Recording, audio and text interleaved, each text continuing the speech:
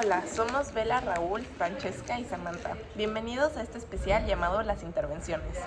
Hoy vamos a viajar a México del siglo XIX para entender cómo potencias extranjeras trataron de dominarlo y ahí cómo nuestro país respondió. Vamos a explicar las causas, el desarrollo, los personajes claves y las consecuencias de 4 intervenciones: la española, la primera francesa, la estadounidense y la segunda francesa. Para hacerlo más interesante, viajaremos en el tiempo y entrevistaremos a protagonistas de la época. Cada uno de nosotros representará a distintos personajes históricos. Comencemos nuestro recorrido histórico con la intervención española de 1829. Tampico en 1829. Aunque México declaró su independencia en 1821, España no ha renunciado del todo. El rey Fernando III ha enviado un ejército para reconquistar su antigua colonia. Las causas: el deseo de recuperar una de sus posesiones más ricas y detener la pérdida de influencia en América. Vamos a hablar con un soldado español. Venimos porque España no puede aceptar que México se gobierne solo. Creemos que la gente aún quiere a nuestro rey y podemos volver a gobernar. Pero del lado mexicano hay resistencia. General Santa Anna, ¿cómo organizó la defensa? Con tropas mal pagadas, resistimos el desembarco en Tampico. Tuvimos que improvisar, unir milicias y a civiles para enfrentar al invasor. Al final, logramos expulsarlos. Fue la prueba de que México podía defender su El resultado: España fue derrotada y México consolidó su independencia. Fue un triunfo moral y militar que fortaleció la joven república. Saltamos ahora a Veracruz en 1838. Francia reclama pagos al gobierno mexicano por daños a ciudadanos franceses, entre ellos un pastelero. Por eso, este conflicto se conoce como la Guerra de los Pasteles. Las causas: reclamaciones económicas y un gobierno mexicano débil, incapaz de pagar. Mi pastelería en Tacubaya fue saqueada por soldados mexicanos. Quiero una indemnización y Francia debe protegerme. No es justo que mi trabajo se pierda. Muchas gracias, pastelero, por su declaración. Ahora Francia responde enviando su flota y bloqueando Veracruz. México intenta defenderse. General Santa Anna, usted regresó a la acción. Así es, aunque ya no era presidente, acudí para defender al puerto. En la batalla perdí mi pierna. Resultado: Francia se va después de recibir el pago. En 1846, Estados Unidos declara la guerra a México. Las causas: la anexión de Texas, la ambición territorial y la doctrina del destino manifiesto. Vamos con el general estadounidense Zachary Taylor. Creemos que es nuestro destino expandirnos hasta el Pacífico. Nuestras tropas avanzaron desde Texas, vencimos en Palo Alto, Monterrey, y seguimos hasta la Ciudad de México en 1847. Éramos un ejército numeroso y bien equipado frente a un país dividido. En medio de la guerra, los civiles mexicanos sufrieron enormemente. Señora, ¿cómo afectó esta invasión a su familia?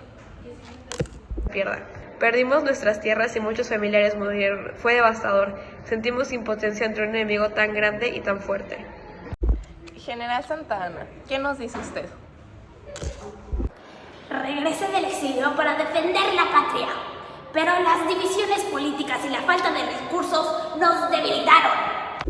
Resultado: con el Tratado de Guadalupe Hidalgo en 1848, México perdió más de la mitad de su territorio. Texas, California, Nuevo México, Arizona y más. Fue una de las mayores pérdidas de nuestra historia.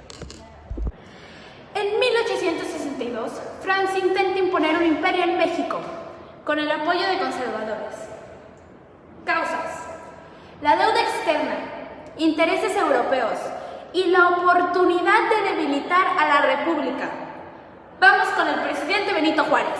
Tuvimos la legalidad y defendimos la república. Aunque nuestro gobierno era itinerante, nunca aceptamos a un emperador extranjero. General Ignacio Zaragoza, ¿qué pasó en Puebla? El 5 de mayo, en 1862, vencimos a las tropas francesas, las más poderosas del mundo. Fue una victoria moral enorme que demostró que México podía. ¡Perfecto! Carlota, Esposa de Maximiliano, ¿qué sentía usted? Vamos a ello. Creímos que traíamos orden y progreso, pero fuimos utilizados. Cuando Napoleón III retiró su apoyo, quedamos solos. Fue el principio del fin. Fui nombrado emperador en 1864, con apoyo francés. Intenté gobernar con justicia, pero sin respaldo y con guerra en mi contra, mi imperio cayó. Fui fusilado en 1867. ¿Qué más puedo decir?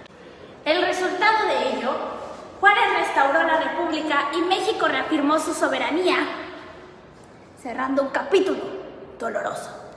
Cada intervención mostró tanto la fragilidad como la resistencia de México. Todas tuvieron causas económicas, territoriales o políticas de potencias extranjeras. Los personajes que representamos marcaron rumbos históricos. Estas experiencias nos enseñan la importancia de la unidad y la defensa de nuestra soberanía. Gracias por ver nuestro documental Las Intervenciones. Cuando vemos la historia de las 3 intervenciones extranjeras en México, podríamos pensar que son simples episodios del siglo XIX, pero en realidad nos dejan la enseñanza que sigue siendo vigente hoy. Cada una de estas intervenciones ocurrió porque México estaba atravesando momentos de gran inestabilidad. Había divisiones internas, crisis económica y una falta de unidad que debilitaba al país. Esta fragilidad fue lo que permitió que España intentara recuperar lo que había perdido, que Estados Unidos lograra arrebatarnos más de la mitad del territorio y que Francia intentara imponer un imperio extranjero en nuestras tierras. Reflexionar sobre esto me hace pensar que, aunque estas derrotas fueron dolorosas, también dejaron algo muy valioso: la certeza de que la independencia y la soberanía no son permanentes, sino que se defienden día a día. En medio de tantas dificultades, siempre surgieron voces y movimientos que no se rindieron, que recordaron que México debía seguir siendo libre y que finalmente lograron que estas intervenciones no acabaran con la nación. Esta fue mi reflexión personal. Muchas gracias por ver. Lindo día.